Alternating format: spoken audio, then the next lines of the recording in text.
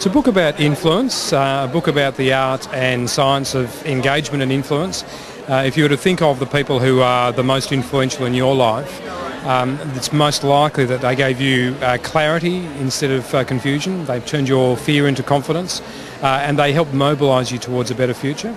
And this book is about what they're doing and how it is that that's affecting you and your brain. So it's a conversational style book that really takes the lessons from coaching.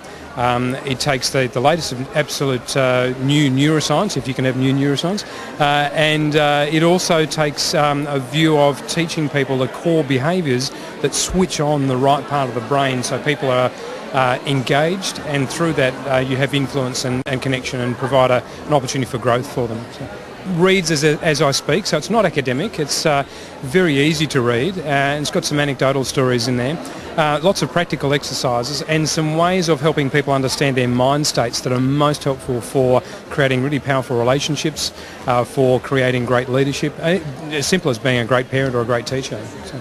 The inspiration really was as a collision of many influential people in my life, a collision of understanding how powerful coaching is and what are the lessons we can take from that.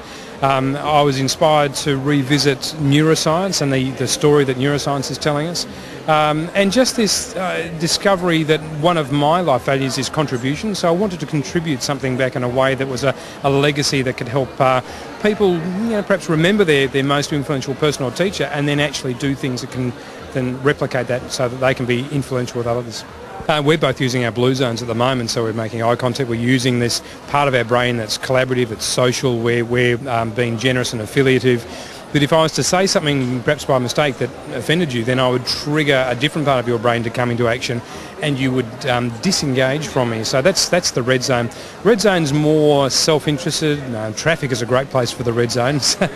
It's a place that prevents people from growing.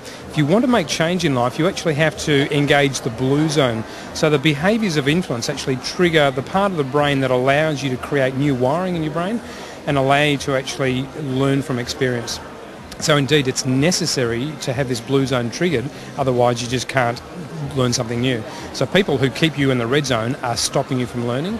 People who help you stay in the blue zone are creating the conditions where you can learn. So 3 words that describe your book. A great read.